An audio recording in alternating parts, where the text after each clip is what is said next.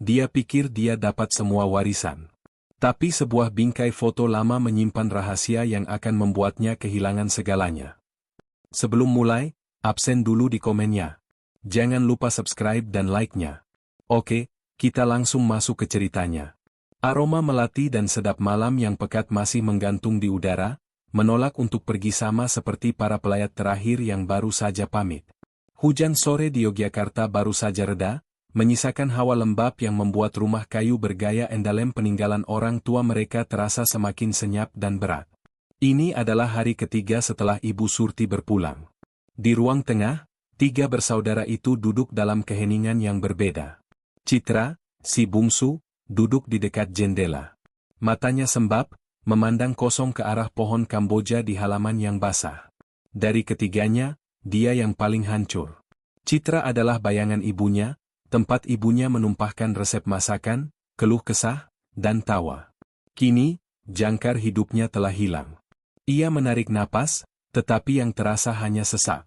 Di seberangnya, di kursi rotan tua favorit Ibu Surti, Bram, anak tengah, duduk membisu. Kacamata berbingkai tipisnya bertengger di pangkal hidung. Bram tidak menangis, setidaknya tidak di depan orang. Otaknya yang logis dan analitis sedang sibuk memproses kehilangan dari sudut pandang yang berbeda, kekosongan prosedural. Siapa yang akan mengurus tagihan? Siapa yang ingat jadwal bayar PBB? Pikiran-pikiran praktis itu membuatnya merasa bersalah, seolah dia mendinginkan duka yang seharusnya panas. Lalu ada Anung, sang sulung. Dia tidak duduk. Dia mondar-mandir di antara ruang tamu dan ruang tengah, ponsel menempel di telinga. Wajahnya keras, tegar, seolah dipahat dari batu. Selama 3 hari terakhir, dialah yang mengurus segalanya, dari pemulasaraan jenazah hingga memesan catering untuk tahlilan. Dia adalah definisi seorang kakak tertua yang mengambil alih komando. Ya, Tante. Terima kasih doanya. Sudah, semua sudah beres, ucapnya pada penelepon di seberang, suaranya datar. Sudah, Tante. Nanti kami kabari lagi. Dia menutup telepon. Hening kembali merayap. Citra, kata Anung, suaranya memecah kesunyian. Sudah. Jangan ditangisi terus. Ibu tidak suka melihatmu begini. Citra tidak menoleh. Bahunya hanya bergetar sedikit. Bram akhirnya angkat bicara, suaranya serak. Biarkan saja, Mas. Tiap orang punya cara sendiri. Anung mendengus pelan. Dia menatap kedua adiknya. Kita harus kuat. Terutama sekarang, katanya, penuh penekanan. Banyak yang harus diurus. Ini baru permulaan. Bram menatap Anung. Ada sesuatu dalam nada bicara kakaknya yang membuatnya tidak nyaman. Bukan hanya ketegaran, tapi ambisi? Bram menggelengkan kepala, mengusir pikiran buruk itu. Tidak, ini masih suasana duka, batinnya. Dia hanya lelah. Kalian istirahat, perintah Anung, lebih seperti seorang atasan daripada seorang kakak. Besok lusa, ada hal penting yang harus kita bicarakan. Bertiga. Citra akhirnya menoleh, alisnya bertaut. Bicara apa, Mas? Anung menatap adiknya lama. Tentang masa depan. Tentang rumah ini. Tentang wasiat ibu. Dada Bram berdesir. Wasiat. Satu kata yang bisa mengubah duka menjadi bencana. 2 hari setelah tahlilan ke-7 usai. Rumah itu terasa kosong. Wangi bunga sudah berganti menjadi bau debu dan kenangan. Anung meminta Bram dan Citra berkumpul di ruang kerja Ibu Surti, sebuah ruangan kecil yang penuh dengan buku-buku resep dan album foto. Anung duduk di belakang meja kayu jati solid. Dia tampak segar, tidak seperti 2 adiknya yang masih kuyu. Pagi itu, dia mengenakan kemeja berkerah yang rapi. Dia terlihat seperti seorang eksekutif yang siap memimpin rapat. Mas panggil kalian ke sini, Anung memulai, suaranya resmi. Ada amanat dari ibu yang harus Mas sampaikan. Dia membuka laci meja, mengeluarkan sebuah amplop coklat besar berukuran A4. Amplop itu tampak resmi, tersegel, dan di sudutnya tertempel meterai Rp10.000. Hati Citra mencelos. Bram merasakan tenggorokannya kering. Ibu menitipkan ini pada Mas, sebulan sebelum beliau pergi, lanjut Anung. Dia berdeham, seolah berusaha menampilkan kesedihan, namun matanya tetap tajam. Beliau bilang, Mas baru boleh membukanya di depan kalian setelah semua prosesi pemakaman selesai. Anum mengambil pembuka surat dan dengan gerakan mantap, menyayat tepi amplop. Dia mengeluarkan selembar kertas yang diketik rapi. Ini adalah surat wasiat, kata Anum, memegang kertas itu dengan kedua tangan. Citra menahan napas. Bram membetulkan letak kacamatanya, matanya terpaku pada kertas itu. Anum mulai membaca. Suaranya lantang dan jelas, bergema di ruangan kecil itu. Awalnya adalah basa-basi legalitas, nomor KTP, dan pernyataan bahwa surat itu dibuat dalam keadaan sadar dan tanpa paksaan. Lalu, tibalah di bagian inti. Dengan ini memutuskan, Anum membaca, bahwa seluruh aset peninggalan saya, baik yang bergerak maupun tidak bergerak, termasuk namun tidak terbatas pada rumah di Jalan Kaliurang kilometer 7 nomor 21, Yogyakarta, beserta seluruh isinya, dan seluruh simpanan dalam rekening bank atas nama saya. Anum berhenti sejenak, mengambil napas panjang untuk efek dramatis. Sepenuhnya saya wariskan kepada putra sulung saya, Anum Prakoso. Dunia Citra seakan berhenti berputar. Hening. Hanya suara desis kipas angin gantung di langit-langit. Apa? Desis Citra, lebih pelan dari bisikan. Bram membeku. Otaknya mencoba mencerna kalimat itu. Sepenuhnya? Kepada Anum? Anum meletakkan kertas itu di meja, menatap kedua adiknya dengan ekspresi yang sulit diartikan. Demikian isi surat wasiat Ibu Surti. Enggak, Citra menggelengkan kepala, air mata yang sudah kering kini menggenang lagi. Enggak mungkin. Ibu? Ibu enggak mungkin. Bukan. Ini bukan soal uang. Ini soal pengakuan. Seolah-olah seluruh hidupnya yang ia habiskan merawat ibu, menemaninya, tidak berarti apa-apa. Seolah dia dan Bram telah dihapus. Mas, itu nggak salah? Tanya Citra, suaranya bergetar hebat. Surat ini diketik, Citra. Jelas sekali, kata Anung dingin. Bram akhirnya menemukan suaranya. Di mana saksinya? Siapa notarisnya? Tanyanya, tajam. Ada di halaman kedua. Anum membalik kertas itu. 2 orang saksi dan ditandatangani oleh notaris. Semuanya lengkap. Aku mau lihat, kata Bram, mengulurkan tangan. Anum mendorong surat itu ke tengah meja. Bram menariknya. Dia membaca nama-nama itu. Nama notaris yang asing. 2 nama saksi yang tidak dia kenali. Dia membalik ke halaman pertama. Dia membaca ulang paragraf pembagian harta. Bahasa yang digunakan sangat kaku. Sangat legal. Sangat tidak seperti Ibu Surti. Ibu mereka adalah wanita Jawa yang hangat, yang selalu berbicara penuh kiasan dan perumpamaan. Surat ini terasa dingin dan transaksional. Ini aneh, gumam Bram. Apanya yang aneh? Sentak Anung. Aneh karena bukan nama kamu yang tertulis, Bram? Begitu? Bukan. Bram balas membentak, sesuatu yang jarang dilakukannya. Bahasa ini bukan bahasa ibu. Ibu tidak mungkin menulis, aset bergerak dan tidak bergerak. Ibu pasti akan menulis, rumah kenangan kita, atau semacamnya. Itu karena ini dokumen hukum, Bram. Anum berdiri. Tentu saja bahasanya harus legal. Kamu pikir ibu menulis surat cinta? Ini surat wasiat. Enggak mungkin. Isak Citra. Dia menunduk, memegangi kepalanya. Ibu membuang kami. Anum memandang Citra, dan untuk sesaat, ekspresinya melunak. Atau mungkin, itu hanya siasat. Anum berjalan mengitari meja dan berjongkok di samping kursi Citra. Dia mencoba merengkuh bahu adiknya, tapi Citra sedikit menghindar. Citra, dengerin Mas, kata Anum, suaranya kini dibuat lebih lembut. Jangan berpikir ibu membuangmu. Justru sebaliknya. Citra mengangkat wajahnya yang basah. Maksud Mas? Pikirkan baik-baik, kata Anung. Ini bukan hadiah untuk Mas. Ini beban. Beban tanggung jawab. Bram, yang masih berdiri, mendengus sinis. Beban? Beban menerima rumah dan seluruh tabungan? Tepat. Anung menoleh tajam ke Bram. Kamu pikir gampang mengurus semua ini? Bayar pajaknya? Perawatannya? Ibu tahu itu. Beliau tahu cuma Mas yang sanggup. Anung kembali fokus pada Citra. Ibu tahu kamu, hatimu terlalu lembut, Citra. Kamu tidak bisa menangani hal-hal rumit seperti ini. Dan Bram, dia melirik Bram, dia terlalu sibuk dengan dunianya sendiri, dengan buku-buku dan analisisnya. Ibu butuh seorang eksekutor.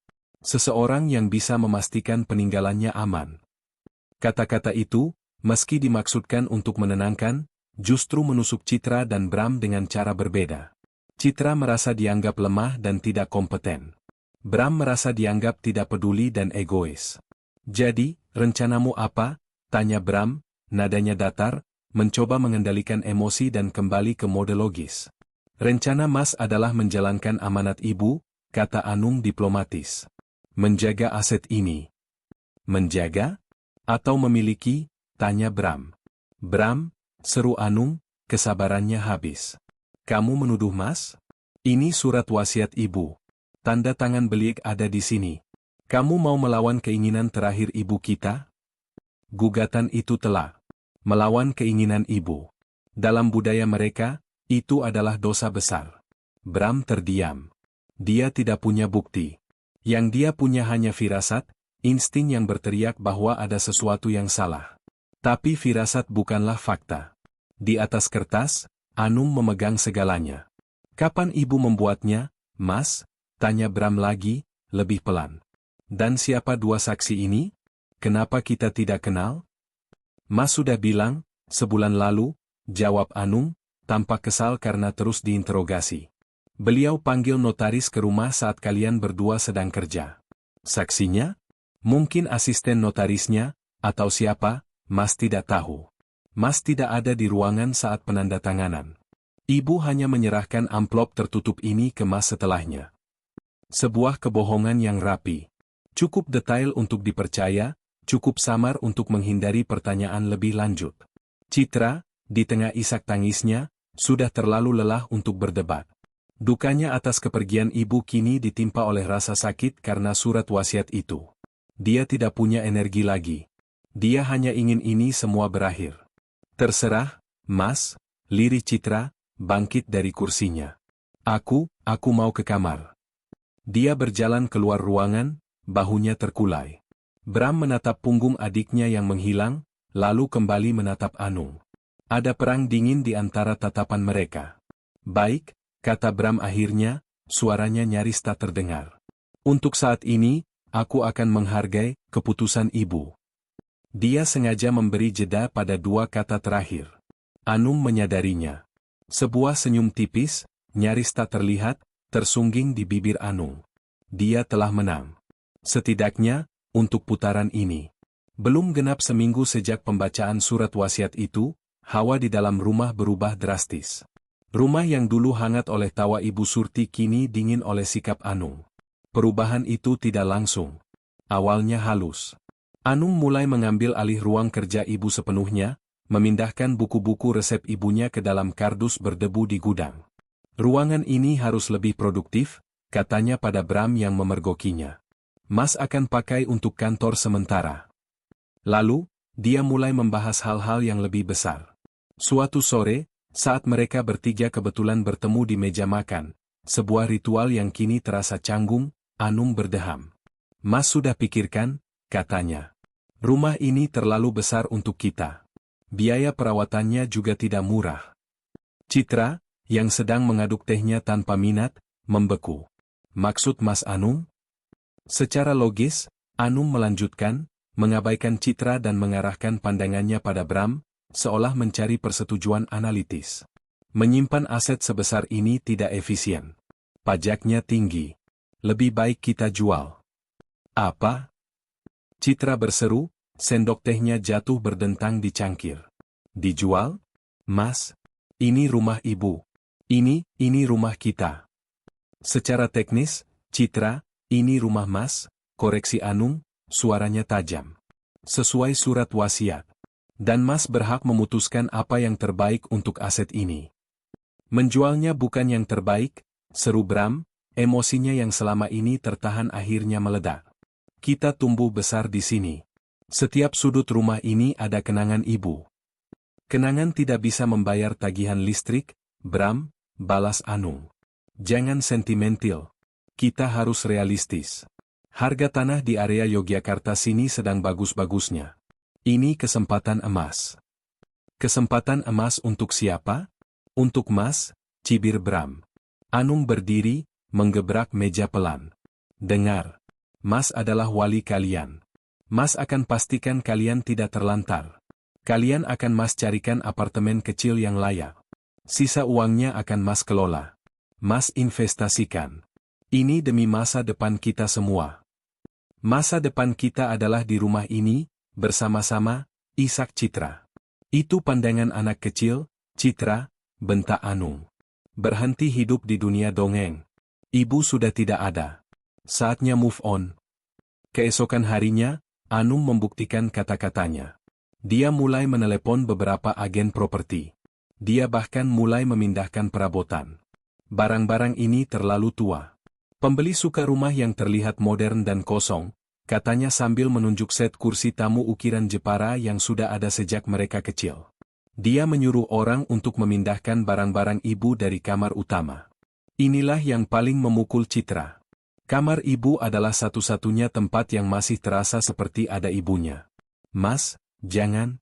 Kumohon jangan, Citra memohon, berusaha menahan dua orang suruhan Anung di depan pintu kamar ibu.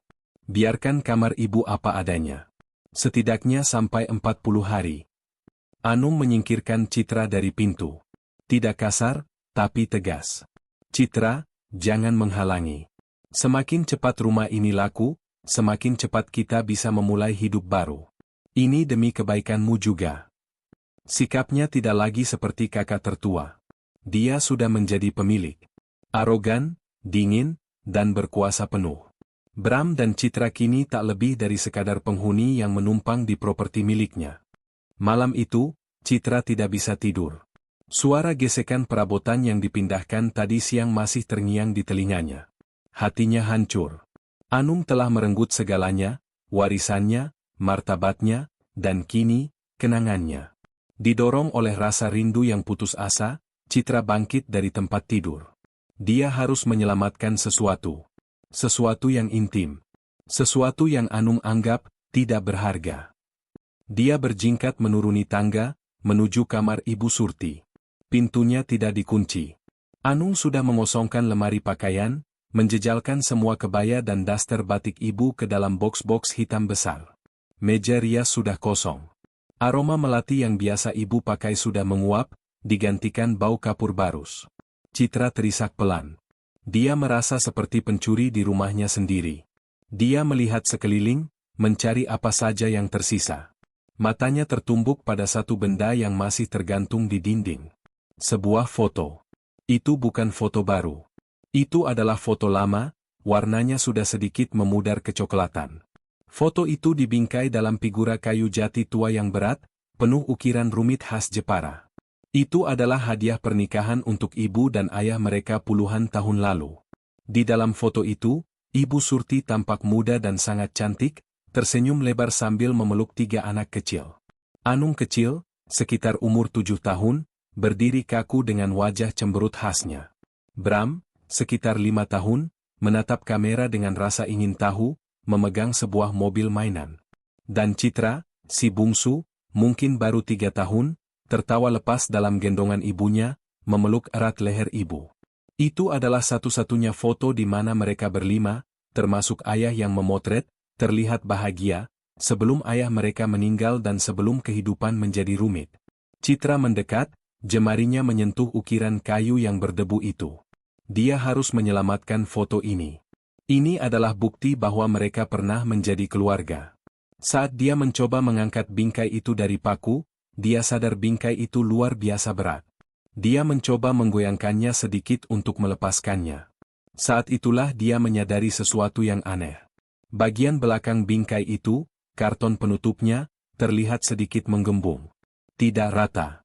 Seolah ada sesuatu yang mengganjal di dalamnya. Citra mengerutkan kening.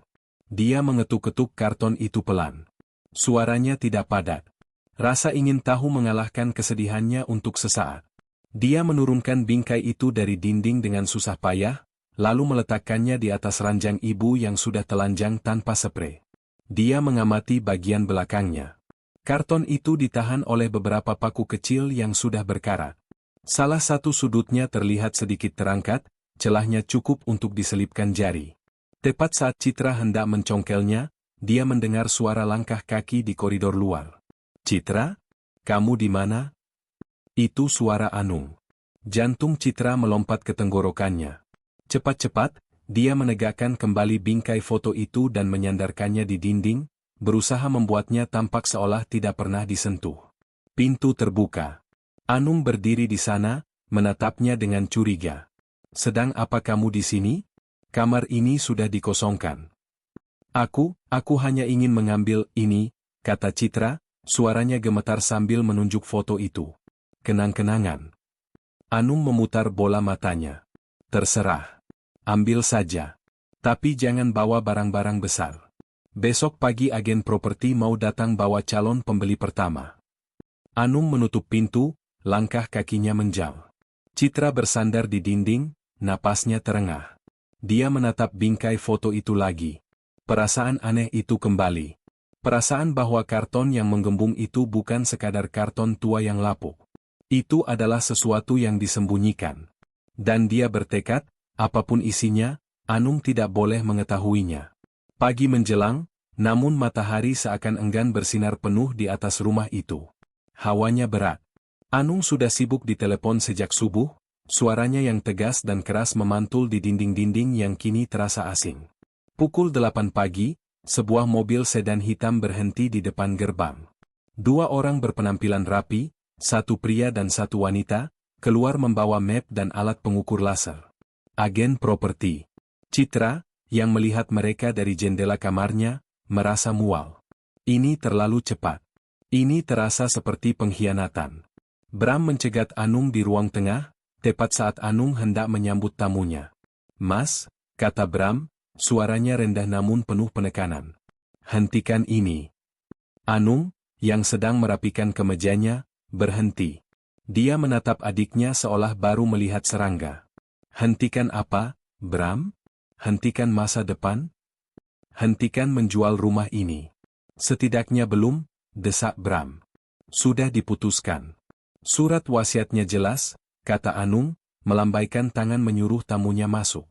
"Silakan, Pak, Bu. Anggap saja rumah sendiri." Agen properti itu tersenyum canggung, merasakan ketegangan di antara dua bersaudara itu, lalu pura-pura sibuk mengamati arsitektur ruangan. Bram maju selangkah, suaranya kini bergetar karena emosi yang tertahan. "Aku tidak percaya surat itu. Itu bukan ibu." Anung tertawa, tawa yang kering dan mengejek. "Oh, jadi sekarang kamu ahli waris? Kamu lebih tahu dari ibu?" "Aku tahu ibu tidak mungkin memecah belah kita." Suara Bram naik 1 oktav, membuat Citra yang ketakutan keluar dari kamarnya dan berdiri di ujung tangga. "Ibu tidak mungkin memberikan segalanya pada satu anak dan membuang 2 anak lainnya. Ibu tidak seperti itu, Mas." Argumen itu, sebuah pembelaan moral atas karakter ibu mereka, menggantung di udara. Anung mendekati Bram, wajahnya hanya berjarak beberapa sentimeter. "Kamu benar," desisnya, membuat Bram terkejut. "Ibu memang tidak seperti itu. Beliau terlalu baik, terlalu sentimental. Makanya beliau sadar di akhir hayatnya, bahwa kebaikan tidak bisa membayar tagihan. Beliau butuh seseorang yang tegas." Dia menepuk dada bidangnya sendiri. "Beliau memilihku karena aku satu-satunya yang tidak cengeng seperti Citra, atau ragu-ragu seperti kamu. Aku yang paling kuat." "Itu bukan kekuatan, Mas. Itu keserakahan," balas Bram. Plak. Sebuah tamparan keras mendarat di pipi Bram. Bukan dari Anung, tapi dari Citra yang tiba-tiba berlari menuruni tangga. "Bukan." Tamparan itu tidak mendarat.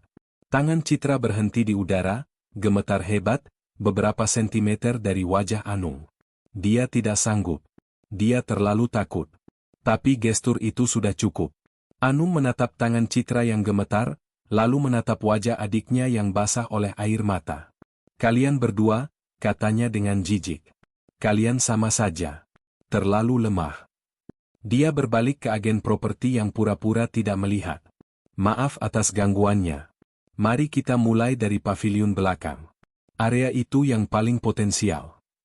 Anung melangkah pergi, meninggalkan Bram yang mematung menahan amarah dan Citra yang menangis dalam diam.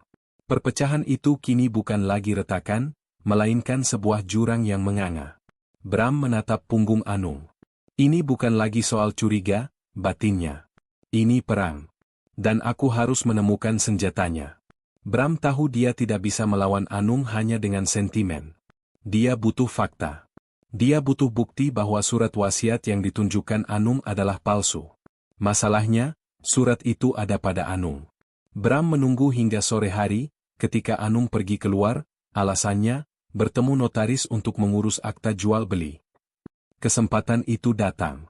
Bram masuk ke ruang kerja ibu, yang kini telah diubah total oleh Anung. Meja jati itu kini bersih, hanya ada laptop dan beberapa tumpukan dokumen. Bram menggeledah. Dia membuka laci satu persatu. Nihil. Tentu saja Anung tidak akan sebodoh itu meninggalkannya. Bram hampir putus asa ketika matanya melihat tempat sampah di sudut ruangan. Dia berjongkok. Di antara kertas-kertas bekas, ada satu lembar kertas A4 yang terlipat, sebuah fotokopi. Rupanya Anung telah memfotokopi surat wasiat itu untuk agen properti, dan ini adalah salinan yang gagal cetak atau miring. Jantung Bram berdebar. Dia mengambil kertas itu. Salinan halaman pertama dan kedua, lengkap dengan nama notaris dan para saksi. Dia segera kembali ke kamarnya dan mengunci pintu.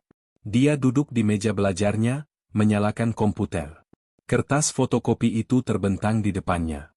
Baik, Mas Anung, gumamnya. Mari kita lihat seberapa rapi permainanmu. Dia mulai dengan nama kantor notaris yang tertera di kop surat, Kantor Notaris Epat Budi Sugiarto, SH, M.Kan. Jalan Palagan Tentara Pelajar nomor 48B, Yogyakarta. Bram mengetik nama dan alamat itu di Google. Hasil pertama adalah Google Maps. Alamat itu ada. Tapi, fotonya bukan foto kantor. Itu adalah sebuah ruko 2 lantai yang papan namanya bertuliskan, Sumber Rejeki, Pakan Burung Unggas. Darah Bram berdesir. Dia berganti ke Street View. Benar. Toko pakan burung. Tidak ada tanda-tanda kantor notaris di sana. Tenang, batinnya. Mungkin alamatnya salah ketik. Mungkin kantornya baru pindah. Dia mencari nama, Notaris Budi Sugiarto, Yogyakarta, di direktori online Ikatan Notaris Indonesia, ini. Tidak ada. Dia mencoba variasi nama. Sugiarto Budi. Budi S. Tidak ada notaris aktif dengan nama itu yang terdaftar di wilayah daerah istimewa Yogyakarta. Ponsel di tangannya terasa dingin. Anung tidak hanya berbohong. Dia menciptakan identitas palsu. Bram beralih ke halaman kedua. Para saksi. Saksi I, Suparman, diikuti 16 digit NIK. Saksi 2, Larasati Dewi, diikuti 16 digit NIK. Nama yang sangat umum. Tapi NIK adalah data unik. Bram tidak punya akses legal untuk melacak NIK. Tapi dia bisa memeriksa logikanya. Dia mengetikkan NIK itu di beberapa situs pengecekan data publik, seperti cek DPT pemilu atau data BPJS yang kadang bocor. Hasilnya, data tidak ditemukan. Dia mencoba lagi. Dia menganalisis format NIK itu. 6 digit pertama adalah kode wilayah dan tanggal lahir. Dia memasukkan NIK saksi I, kode wilayahnya. 73, kode untuk Sulawesi Selatan. Bukan Yogyakarta. Tanggal lahirnya 1948. Seorang saksi berumur 70-an lebih? Mungkin saja. Dia mengecek NIK saksi 2. Kode wilayah 12. Sumatera Utara. Tanggal lahir 1999.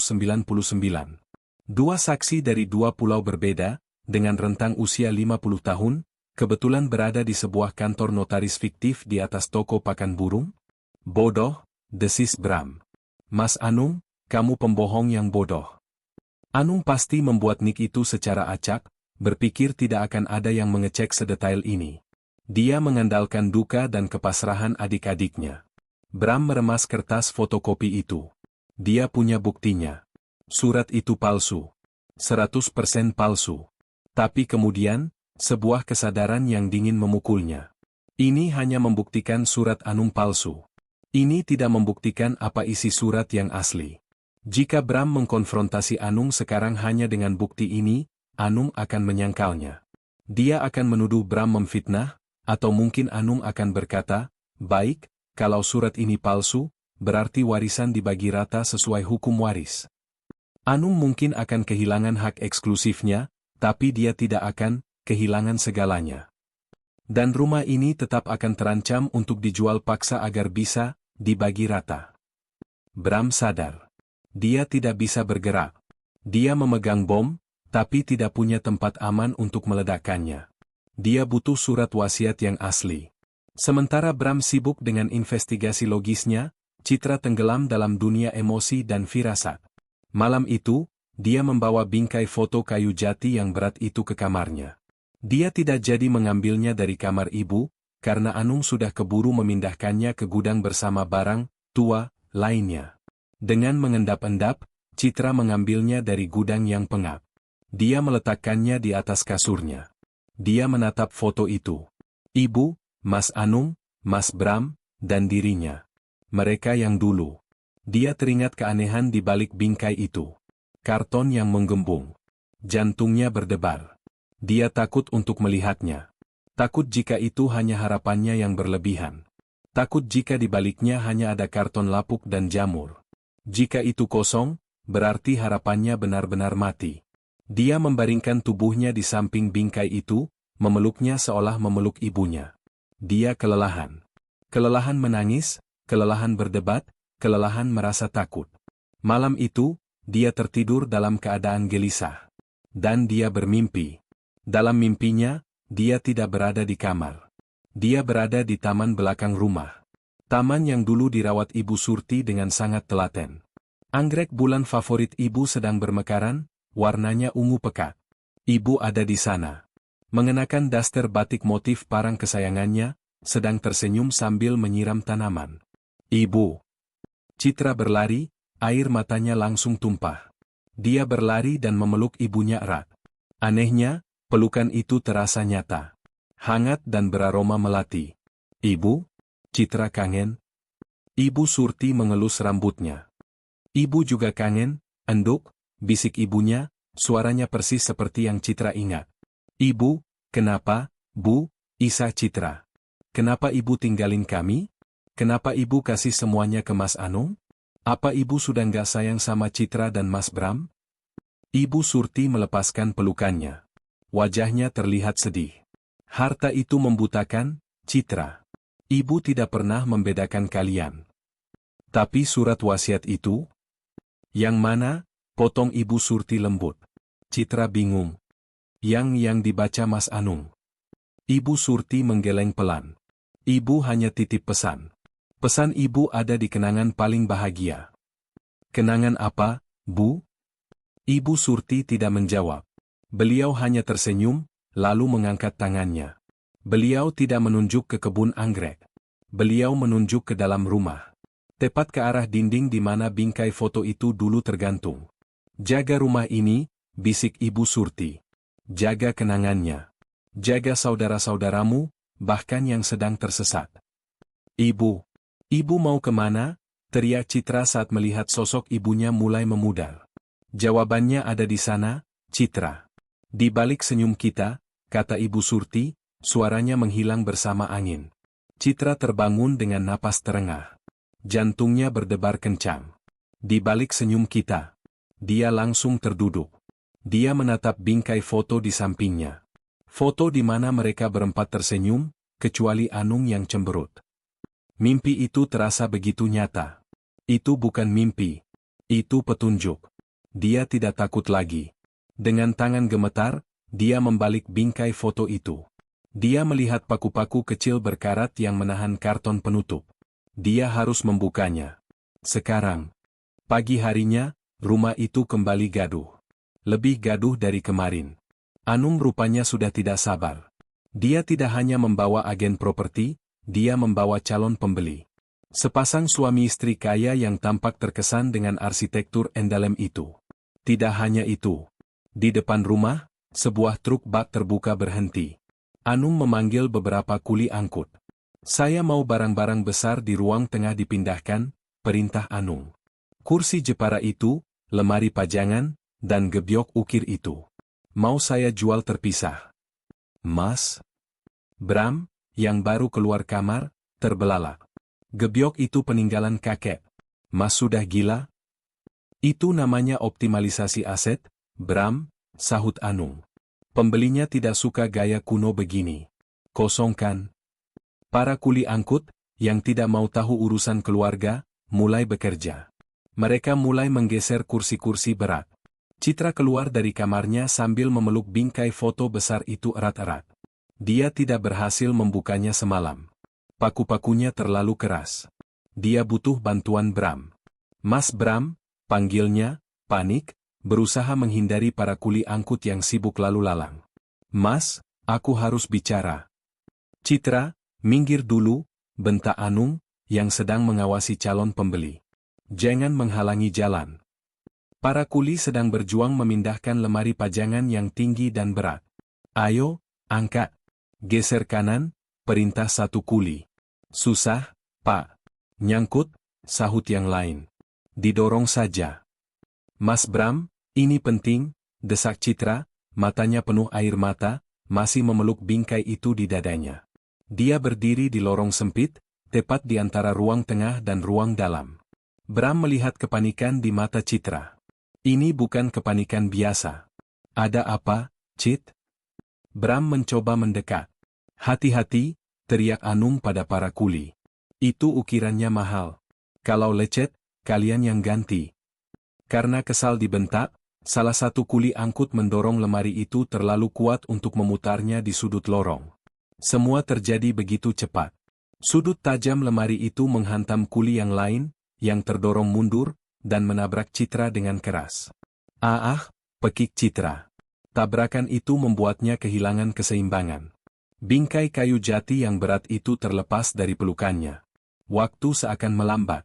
Bingkai itu terlempar ke udara, berputar, lalu menghantam lantai marmer dengan suara yang memekakkan telinga. Praraang. Kaca bingkai itu pecah berkeping-keping, menyebar ke segala arah. Hening seketika. Para kuli angkut membeku. Calon pembeli terperangah. Anung menutup matanya karena kesal. Lihat, bentak Anung, murka. Bodoh sekali kamu, Citra. Sudah Mas bilang jangan di jalan. Sekarang pecah, kan? Bikin kotor saja. Citra, kamu nggak apa-apa. Bram bergegas maju, mengabaikan bentakan Anung dan pecahan kaca, lalu berjongkok di samping adiknya yang jatuh terduduk. Citra tidak menjawab. Dia tidak menangis. Matanya terpaku pada bingkai yang kini telungkup di lantai. Benturan itu sangat keras. Saking kerasnya, karton penutup di bagian belakang yang sudah rapuh itu, terbelah. Sobek menganga di bagian tengahnya. Dan dari sobekan itu, sesuatu menyembul keluar. Itu bukan kardus. Itu bukan jamur. Dari celah karton yang menganga, terlihat sepotong kertas lain. Kertas yang warnanya lebih pudar. Tangan Citra bergetar hebat saat dia meraih bingkai yang rusak itu. Dia mengabaikan pecahan kaca yang mungkin melukai tangannya. Dia merobek paksa karton penutup itu. Dan di sanalah ia. Terselip di antara foto dan karton penutup. Sebuah amplop tua berwarna coklat kusam, terlipat menjadi 3 bagian. Amplop itu tipis, seolah sudah bersembunyi di sana selama bertahun-tahun, menyerap kelembapan dan waktu. Semua orang di ruangan itu menahan napas. Apa itu? Tanya Bram, suaranya serak. Anung, yang tadinya marah-marah, kini terdiam. Wajahnya tiba-tiba pucat pasi. Dia melihat amplop itu, dan raut kesal di wajahnya berganti menjadi sesuatu yang lain. Sesuatu yang mirip ketakutan. Citra mengambil amplop itu. Dia membaliknya. Di bagian depan amplop, ada tulisan tangan. Tulisan tangan yang miring dan elegan, yang sangat mereka kenali. Itu adalah tulisan tangan Ibu Surti. Citra membacanya dengan suara gemetar, namun cukup keras untuk didengar semua orang di ruangan itu. Untuk anak-anakku, bacanya. Dia berhenti, menelan ludah. Baca saat ibu sudah tiada. Dia menarik napas lagi. Bersama-sama. Kata terakhir itu ditulis dengan penekanan, digarisbawahi 2 kali. Keheningan yang mencekam menyelimuti ruangan. Para kuli angkut saling pandang. Calon pembeli mundur perlahan, merasa tidak nyaman telah menyaksikan drama keluarga yang begitu intim. Bram berdiri.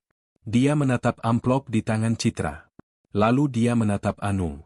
Semua kepingan teka-teki itu bersatu di kepala Bram. Notaris fiktif, saksi palsu, sikap arogan Anung, dan kini, surat yang disembunyikan ibunya di tempat paling pribadi. Mata Anung terpaku pada amplop itu. Kepanikan yang nyata kini terlihat jelas di wajahnya. Dia tahu apa itu. Berikan itu padaku, kata Anung, suaranya rendah dan berbahaya. Dia melangkah maju. Itu surat lama. Tidak penting.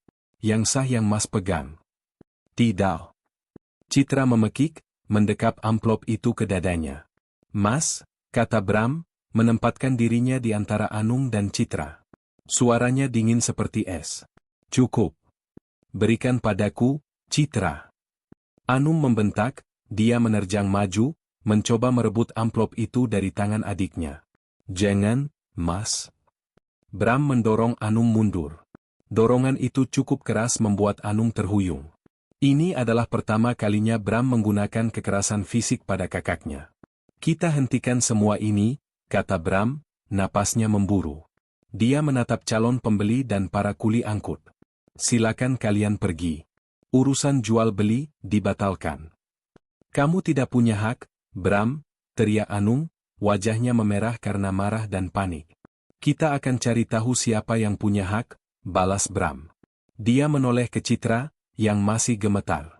Citra, buka suratnya. Anung menatap kedua adiknya. Dia kalah jumlah. Dia terpojok. Di tangannya ada surat palsu yang didukung hukum fiktif. Di tangan Citra ada surat asli yang didukung oleh kebenaran. Kekuasaan Anung yang baru berumur beberapa hari itu, retak dan hancur di lantai marmer, bersama dengan bingkai foto kenangan mereka. Ruangan itu membeku. Waktu seakan berhenti di antara dentang bingkai yang pecah dan kebenaran yang baru saja menyembul keluar. Para kuli angkut berdiri kaku, tidak tahu harus melanjutkan pekerjaan atau lari. Sepasang calon pembeli, suami istri yang tadi pagi tampak antusias, kini menatap ngeri. Mereka datang untuk membeli rumah, bukan untuk menonton pertunjukan kehancuran sebuah keluarga. Bram, yang berdiri protektif di depan Citra, adalah yang pertama memecah keheningan. Dia tidak lagi menatap Anung. Dia menatap para tamu yang tidak diundang itu. Bapak, Ibu, kata Bram, suaranya tenang namun mengandung otoritas yang tak terbantahkan. Saya rasa kunjungan hari ini harus diakhiri. Rumah ini tidak jadi dijual. Anung, yang masih memproses keberadaan amplop di tangan Citra, tersentak. Apa maksudmu? Kamu tidak punya hak. Masalah hak akan kami selesaikan, potong Bram, matanya masih menatap lurus ke arah para pembeli. Secara internal. Kami minta maaf atas waktu bapak dan ibu yang terbuang. Pria calon pembeli itu mengangguk kaku. Baik. Tentu saja. Kami mengerti. Dia menyentuh lengan istrinya. Ayo, Ma. Kita permisi. Mereka bergegas keluar pintu, lega bisa melarikan diri dari medan perang itu. Kini tinggal para kuli angkut. Mereka menatap Anung, lalu ke Bram. Barang-barangnya bagaimana, Mas? Tanya mandor kuli, bingung. Anung masih diam, matanya terpaku pada amplop di tangan Citra. Dia seperti singa yang melihat mangsanya direbut, namun ragu untuk menerkam. Bram mengambil dompet dari sakunya, mengeluarkan beberapa lembar uang ratusan ribu. Ini, ongkos untuk waktu kalian. Tolong letakkan kembali lemari itu ke tempatnya semula. Pelan-pelan. Setelah itu, kalian boleh pergi. Tapi Mas Anung. Saya yang bilang, tegas Bram. Letakkan, lalu pergi. Para kuli itu, melihat uang dan ketegasan Bram, menurut. Mereka tidak dibayar untuk terlibat drama. Dengan canggung, mereka mengembalikan lemari pajangan ke dinding, lalu satu persatu keluar, meninggalkan pintu depan setengah terbuka. Kini, hanya mereka bertiga. Anung, Bram, dan Citra. Berdiri di ruang tengah yang berantakan, dikelilingi pecahan kaca, serpihan kayu, dan kebohongan yang membara. Bau debu dari bingkai yang pecah bercampur dengan ketakutan. Kalian? Anung akhirnya bersuara, suaranya serak. Kalian pikir kalian sedang apa? Membuat lelucon? Kami hanya ingin tahu kebenaran, Mas, bisik Citra, tangannya masih memegangi amplop itu erat-erat. Kebenaran ada di surat yang Mas pegang, teriak Anung, menepuk saku ke mejanya, tempat ia menyimpan salinan surat palsu itu. Yang itu hanya coretan sentimental.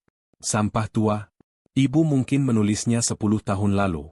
Dalam hukum waris, yang berlaku adalah surat terbaru. Anung mulai mendapatkan kembali kepercayaan dirinya. Dia menemukan celah. Legalitas. Dia akan menyerang keabsahan surat temuan itu. Yang Mas pegang itu bermeterai. Ditandatangani notaris. Yang itu apa?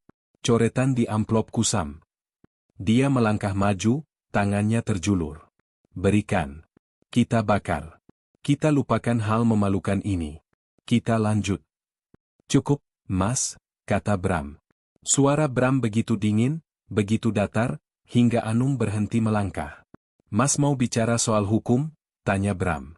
Dia berjalan pelan ke meja kecil di sudut ruangan, menggeser sebuah vas, lalu menatap Anung. Baik, mari kita bicara hukum. Apa maksudmu? Tanya Anung, waspada. Selama beberapa hari ini, aku tidak hanya diam, Mas, kata Bram. Aku melakukan apa yang paling aku bisa. Menganalisis. Dan aku sudah menganalisis surat wasiat milikmu itu. Bram mengambil ponselnya dari saku. Mas bilang surat itu dibuat oleh notaris Budi Sugiarto, di Jalan Palagan Tentara Pelajar nomor 48B, kan? Wajah Anung mengeras. Ya. Kenapa? Aku sudah ke sana. Nomor 48B itu toko pakan burung, sumber rejeki. Penjualnya bilang, tidak pernah ada kantor notaris di ruko itu. Sejak ruko itu dibangun 10 tahun lalu. Kepercayaan diri di wajah Anung goyah. Sedikit. Oh, lanjut Bram, mungkin aku salah alamat. Jadi aku cek di direktori online Ikatan Notaris Indonesia. Tidak ada, Mas.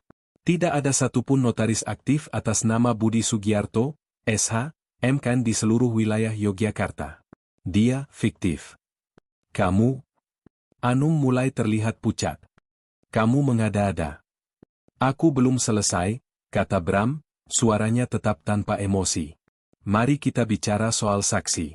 Suparman dan Larasati Dewi. Mas pikir aku tidak akan mengecek nik mereka? Bram menekan sesuatu di ponselnya. Aku tidak punya akses ke Dukcapil, tentu saja. Tapi nik itu punya pola. Dan nik Suparman yang Mas cantumkan itu, kode wilayahnya 73. Sulawesi Selatan. Dan Larasati Dewi, kode wilayah 12. Sumatera Utara.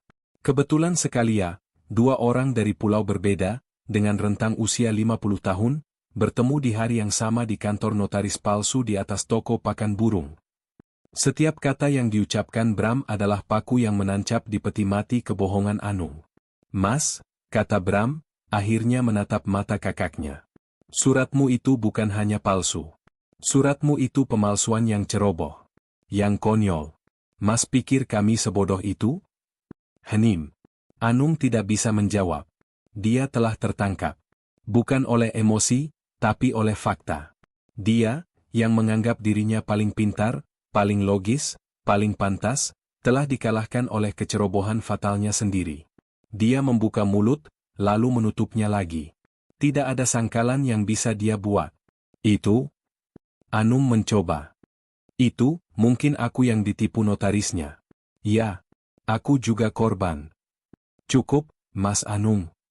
Suara Citra yang kini berteriak. Keras. Penuh amarah yang baru ditemukannya. Cukup. Citra berdiri, air matanya sudah kering, digantikan oleh sorot mata yang tajam. Kamu bohong. Kamu menipu kami. Kamu menginjak-injak kenangan ibu. Dan sekarang, kamu masih mau berbohong? Dia mengangkat amplop di tangannya. Aku tidak peduli suratmu itu legal atau tidak. Aku tidak peduli ini legal atau tidak. Tapi ini tulisan tangan ibu. dan kita akan membacanya. Sekarang. Anung menatap Citra, lalu ke Bram. Dia terpojok. 2 lawan 1. Kebohongannya terbongkar. Dia tidak punya pilihan selain mendengarkan vonisnya. Dengan napas yang berat, Anung merosot ke kursi Jepara yang tadi hampir dia jual. Dia menunduk. Kalah. Citra berjalan ke tengah ruangan, ke titik di mana cahaya matahari masuk dari jendela.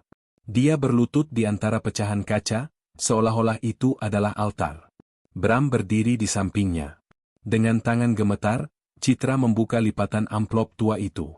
Di dalamnya bukan 1 lembar, tapi 3 lembar kertas folio bergaris yang sudah menguning, penuh dengan tulisan tangan miring yang mereka kenal. Citra menarik napas panjang. Dia mulai membaca. Suaranya bergetar di awal, namun semakin kuat di setiap kalimat. Untuk anak-anakku 3 permata hatiku. Bram memejamkan mata. Panggilan itu. Ibu selalu memanggil mereka begitu. Anung, Bram, dan Citra. Anung, yang menunduk, mengangkat kepalanya sedikit. Namanya disebut. Bersama-sama. Saat kalian membaca surat ini, ibu sudah tidak ada lagi di samping kalian. Jangan menangis terlalu lama. Ibu hanya pindah tempat, menunggu kalian di rumah yang lebih abadi. Ibu sudah bertemu ayahmu di sana. Isak tangis Citra nyaris pecah, tapi dia menahannya. Ibu menulis ini di malam-malam panjang saat ibu tahu waktu ibu tidak banyak lagi. Ibu tidak memanggil notaris. Ibu tidak memanggil orang lain. Karena ini bukan urusan hukum. Ini urusan hati. Antara ibu dan 3 belahan jiwa ibu. Ibu ingin bicara pada kalian. Satu persatu. Citra menatap Anung sejenak, lalu membaca paragraf berikutnya. Untuk Anung, jagoan ibu yang sulung. Ibu tahu, sejak ayahmu pergi, kamu merasa harus jadi penggantinya. Kamu memikul beban yang berat.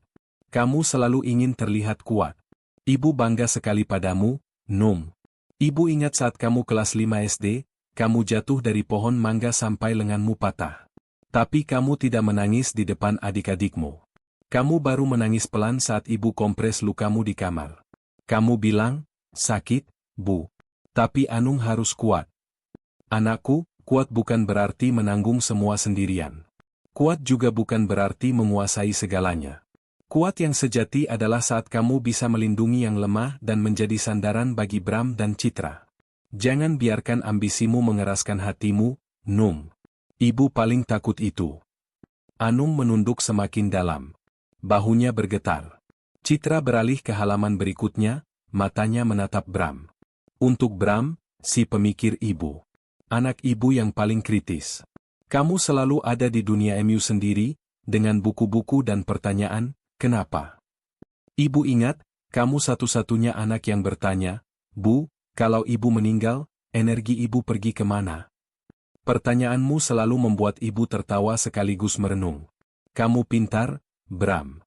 Sangat pintar. Tapi jangan biarkan pikiranmu membuatmu jauh dari orang lain. Jangan terlalu banyak menganalisis perasaan. Kadang, cinta itu tidak butuh alasan, hanya butuh dirasakan. Kamu adalah penyeimbang di keluarga ini. Gunakan logikamu untuk mencari keadilan, bukan untuk menjauhkan diri. Bram menyeka air mata di balik kacamatanya. Citra menarik napas, membaca bagiannya.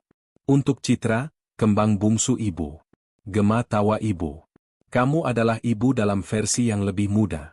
Kamu yang paling tahu di mana ibu simpan kunci gudang, kamu yang hafal semua resep ibu di luar kepala. Kamu yang paling ibu khawatirkan. Hatimu selembut sutra, enduk. Gampang sekali robek. Ibu takut kamu tidak bisa sendirian. Tapi ibu salah. Sutra itu, meski lembut, adalah salah satu serat terkuat di dunia. Kamu kuat, Citra. Kamu adalah perekat keluarga ini. Kamu adalah kehangatan rumah ini.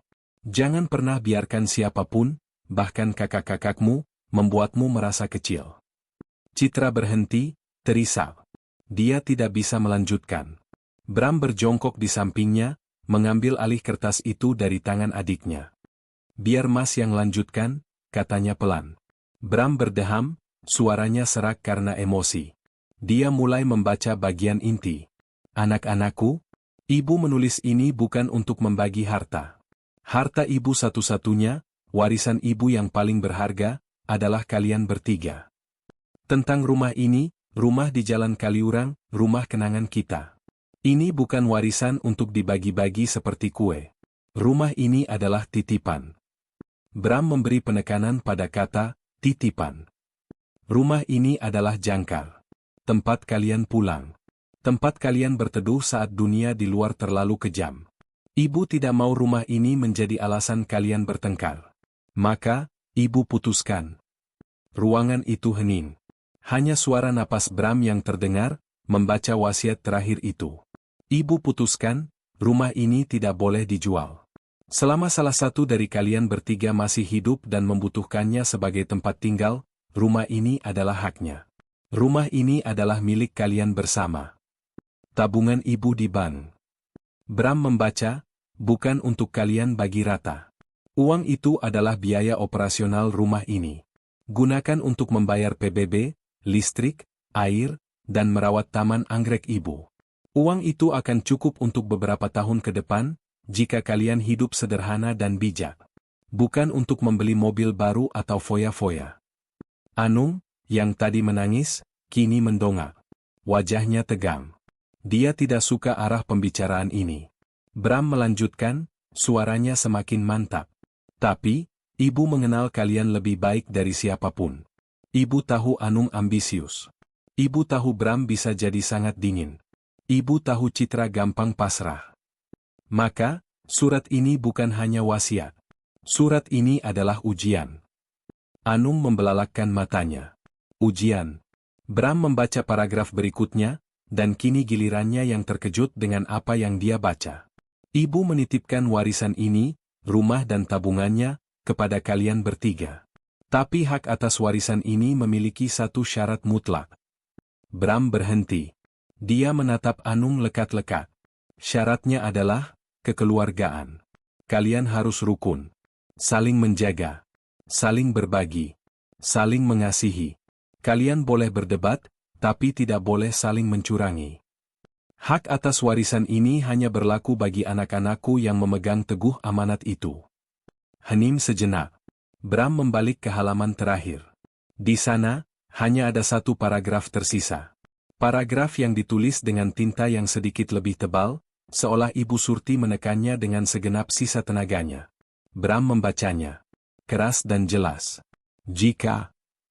Jika ada satu di antara kalian bertiga, yang dengan sengaja, atas dasar keserakahan dan niat buruk, mencoba berbuat curang, membuat surat palsu, membohongi saudaranya, atau mencoba mengambil hak milik bersama untuk dirinya sendiri.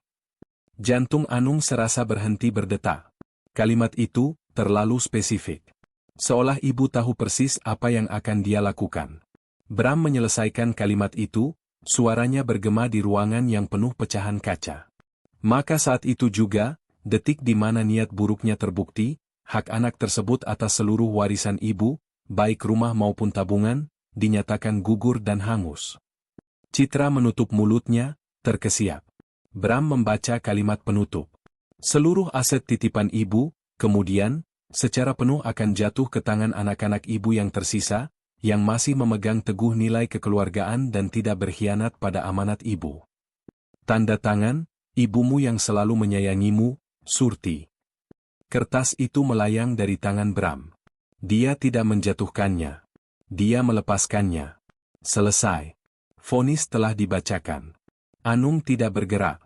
Dia duduk di kursi Jepara itu, mematung. Wajahnya, yang tadi pucat karena ketahuan berbohong, kini berubah menjadi abu-abu. Ekspresi terkejut, tak percaya, dan hancur lebur. Dia tidak berteriak. Dia tidak marah. Dia hanya tertawa. Tawa kecil yang parau. Tawa orang yang kalah telak. Ibu. Bisiknya, lebih pada dirinya sendiri. Ibu menjebakku. Dia memandang berkeliling ruangan. Ruang tengah yang tadi pagi dia kuasai. Gebyok ukir yang dia tawar-tawarkan. Lantai marmer yang dia injak dengan sombong. Ini semua bukan miliknya. Bukan miliknya, tapi dia tidak berhak atasnya lagi.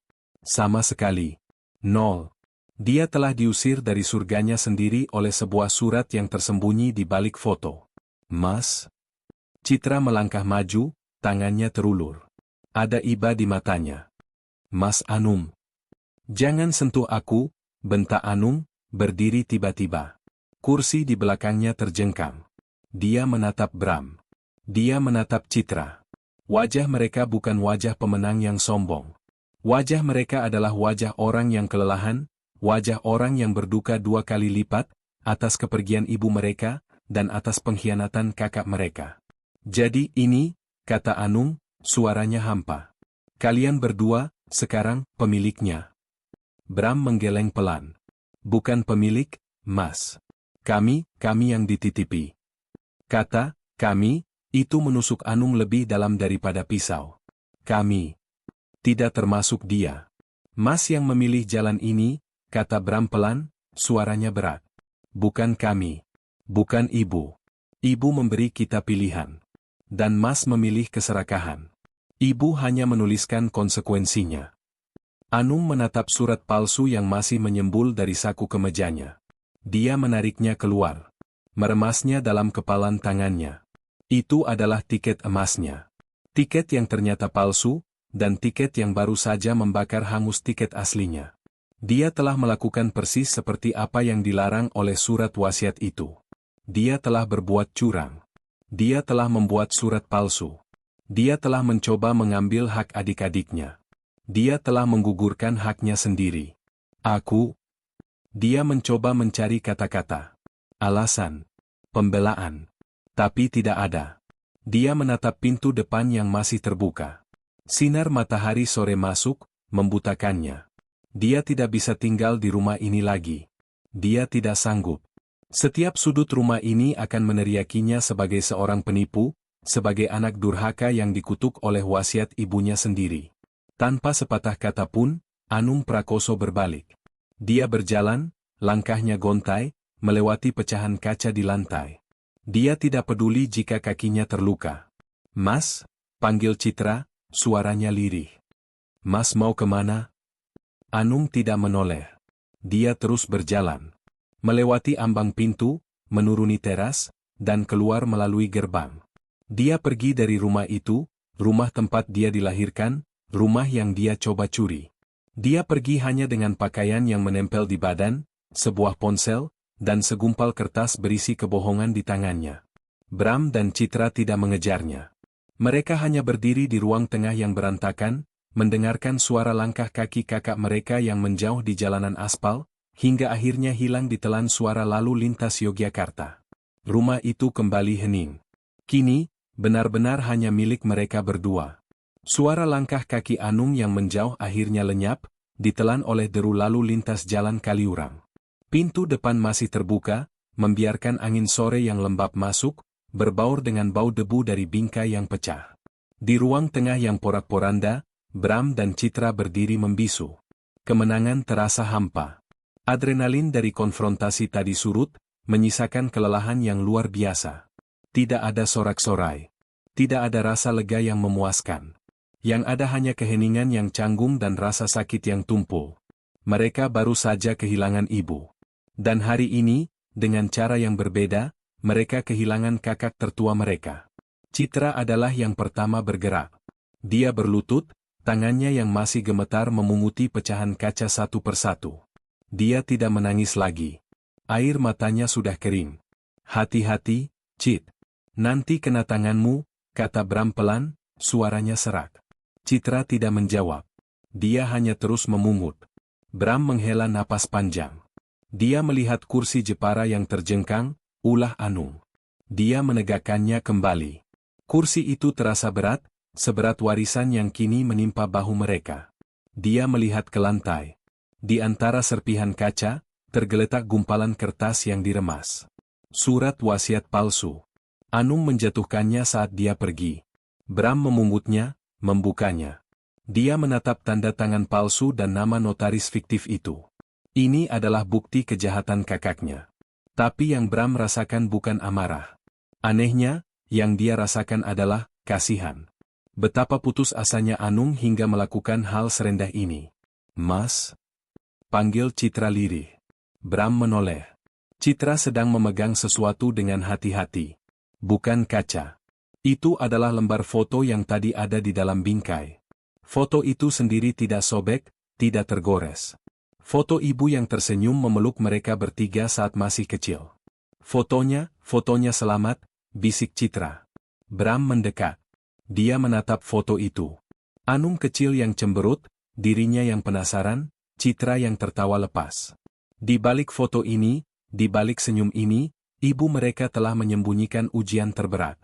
Kita simpan, kata Bram. Dia mengambil sapu dan pengki dari dapur.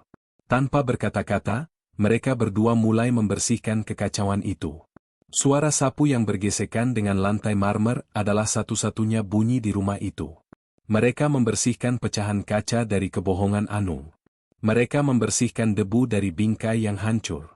Mereka sedang membersihkan rumah mereka.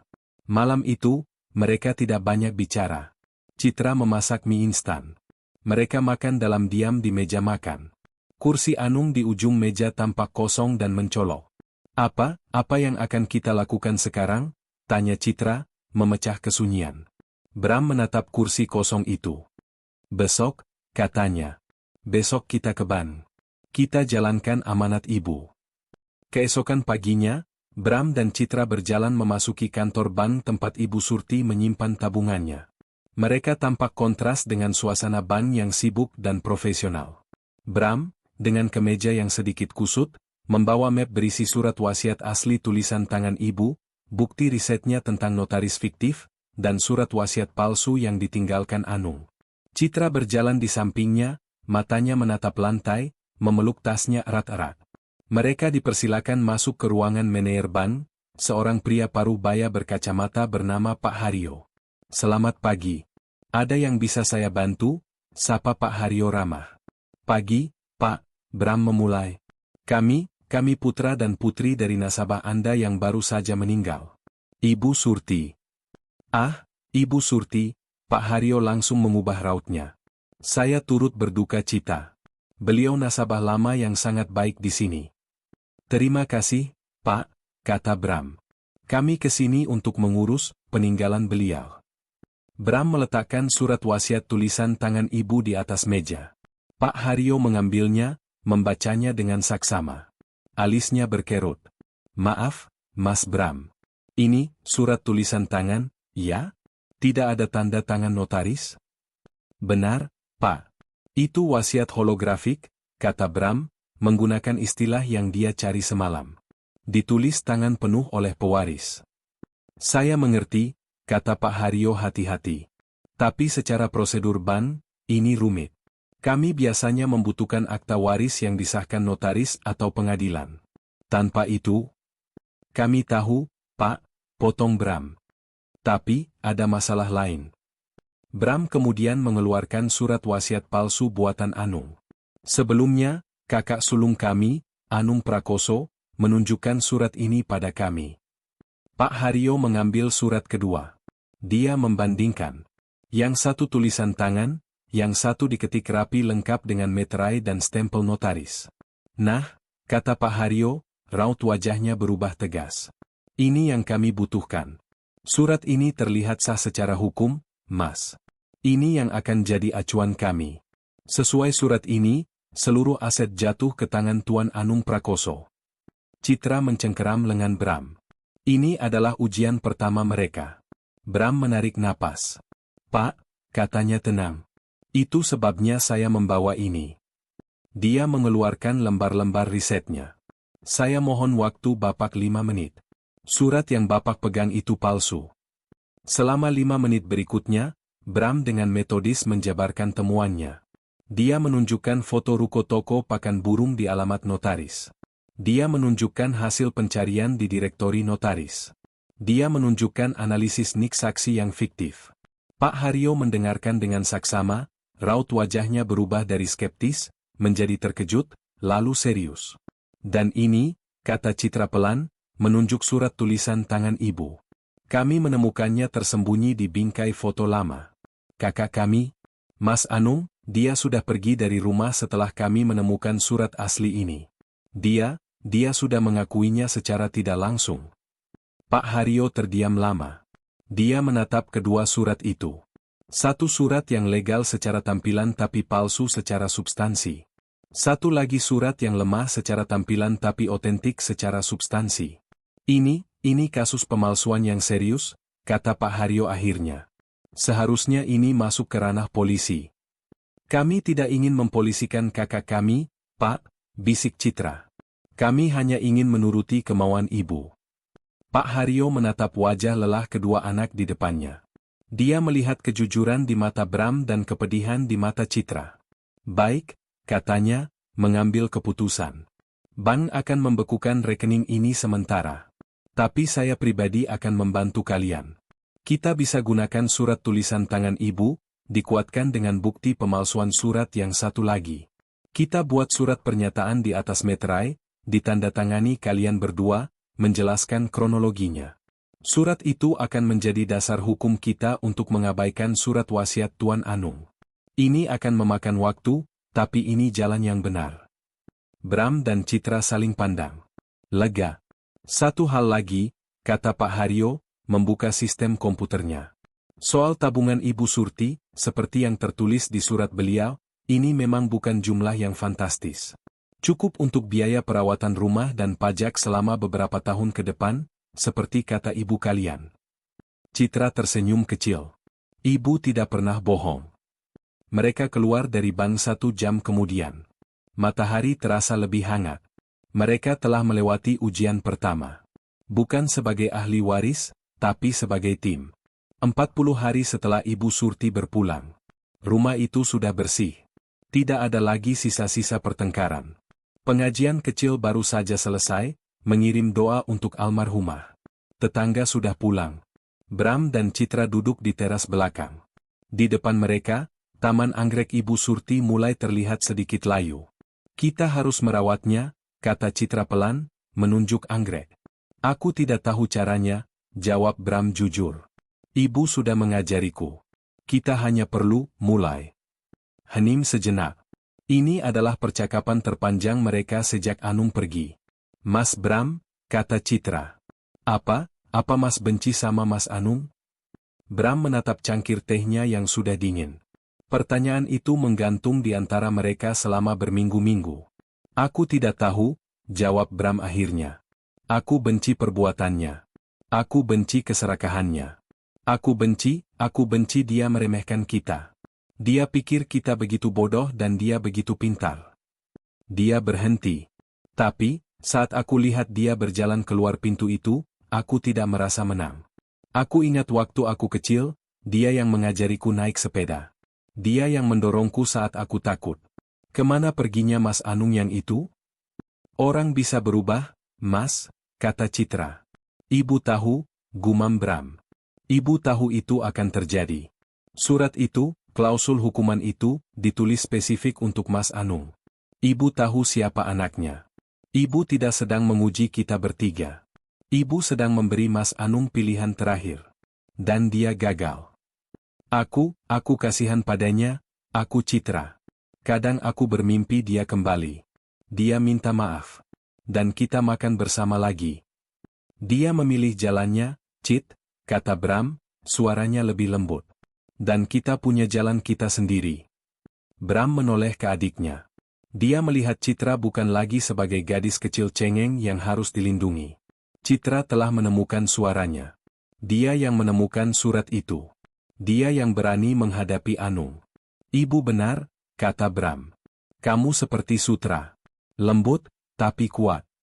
Citra tersenyum, senyum pertama yang tulus dalam 40 hari. Dan Mas juga. Mas bukan lagi si logis yang dingin. Mas berjuang untuk kita. Di teras belakang itu, di bawah langit senja Yogyakarta, dua bersaudara itu akhirnya berdamai.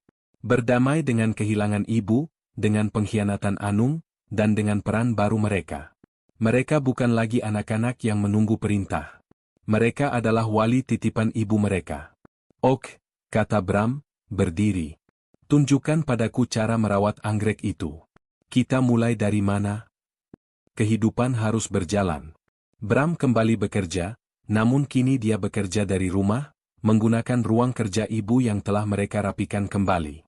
Dia ingin memastikan Citra tidak sendirian. Citra, di sisi lain, mulai menghidupkan kembali dapur. Aroma masakan ibu, gudeg, opor, brongkos, mulai tercium lagi di rumah itu. Suatu sore, seminggu setelah pengajian 40 hari, sebuah ojek daring berhenti di depan gerbang. "Permisi, paket untuk Mbak Citra," panggil si pengemudi. Citra, yang sedang menyapu teras, bingung. "Saya tidak pesan apa-apa, Mas." "Sudah dibayar, Mbak." Dari pengirimnya hanya menulis, "A." Jantung Citra berdebar. Dia menerima paket kotak kecil itu. "Ah, Anum." Dia membawanya ke dalam.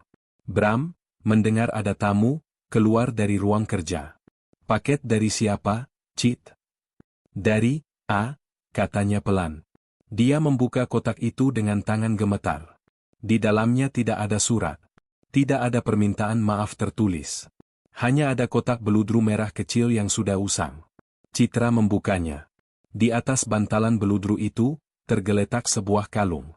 Kalung emas putih sederhana dengan liontin batu giok berbentuk oval. Bram dan Citra langsung mengenalinya. Itu adalah satu-satunya perhiasan berharga milik Ibu Surti. Hadiah dari ayah mereka saat Citra lahir. Mereka saling pandang. Mereka baru sadar. Saat Anum membersihkan kamar ibu beberapa minggu lalu, dia pasti telah mengambilnya. Dia telah mengambilnya, mungkin dengan niat untuk menjualnya. Tapi dia tidak menjualnya. Dia mengembalikannya. Ini adalah pengakuan Anum. Ini adalah bendera putihnya. Sebuah tanda bahwa dia telah menyerah atas semua haknya, bahkan atas barang curian yang mereka tidak sadari telah hilang. "Dia masih punya hati," bisik Bram. Citra memegang liontin giok itu. Rasanya dingin di telapak tangannya. "Dia masih kakak kita, Mas," jawabnya. Mereka tidak tahu di mana Anung. Mereka tidak tahu bagaimana hidupnya. Tapi mereka tahu, dia telah melepaskan mereka. Dan dia telah melepaskan rumah ini. Kejatuhannya telah sempurna. 3 bulan telah berlalu. Musim hujan berganti kemarau. Rumah di Jalan Kaliurang itu telah menemukan ritmenya kembali. Pagi itu, di dapur yang hangat, Citra sedang menata nasi goreng di 2 piring. Dia menyenandungkan sebuah tembang Jawa, persis seperti yang sering dilakukan ibunya. Dia tidak lagi terlihat rapuh. Ada ketegasan dalam gerakannya, ada kepercayaan diri di matanya. Di taman belakang, anggrek bulan Ibu Surti mekar sempurna. Ungu pekat, persis seperti dalam mimpi Citra. Di ruang tengah, Bram sedang duduk di kursi rotan favorit ibunya, bukan membaca buku analisis data, tapi membaca koran pagi sambil minum kopi. Dia tampak lebih santai. Garis-garis ketegangan di wajahnya telah memudar. Di dinding di atas lemari pajangan, di tempat bingkai foto lama itu pecah, kini tergantung sebuah bingkai baru. Bingkai kayu yang lebih sederhana, yang dibeli Bram dan Citra di pasar Beringharjo. Di dalamnya, fotonya masih sama. Ibu Surti tersenyum, memeluk Anung kecil yang cemberut, Bram kecil yang penasaran, dan Citra kecil yang tertawa lepas. Mereka tidak membuang foto itu. Mereka tidak memotong Anung dari kenangan mereka. Dia tetap bagian dari sejarah mereka, bagian dari ujian yang telah mereka lalui. "Mas, sarapan siap?" panggil Citra dari dapur. "Ya, Cit." Bram meletakkan korannya. Dia berdiri dan berjalan menuju dapur. Dia berhenti sejenak di ambang pintu, memandang adiknya yang sedang menuangkan teh. Aroma nasi goreng, teh melati, dan kehangatan pagi memenuhi rumah itu. Bram tersenyum. Ibu Surti benar. Harta tidak pernah penting. Rumah dan uang itu hanya titipan. Warisan yang sebenarnya adalah sesuatu yang tidak bisa ditulis dalam surat notaris. Warisan itu adalah prosesnya. Proses yang memaksa Citra menemukan kekuatannya. Proses yang memaksa Bram menemukan hatinya. Proses yang membuat mereka sadar bahwa rumah bukanlah bangunan, melainkan 2 orang saudara yang saling menjaga, saling berbagi, dan hidup rukun. Mereka telah lulus ujian ibu mereka. Sekarang giliran kalian. Coba jujur di kolom komentar. Kalau kamu jadi Bram dan Citra, apakah kamu akan memaafkan Anung jika suatu hari dia kembali? Komen, maafkan, atau Jangan, dan kasih alasan singkatmu.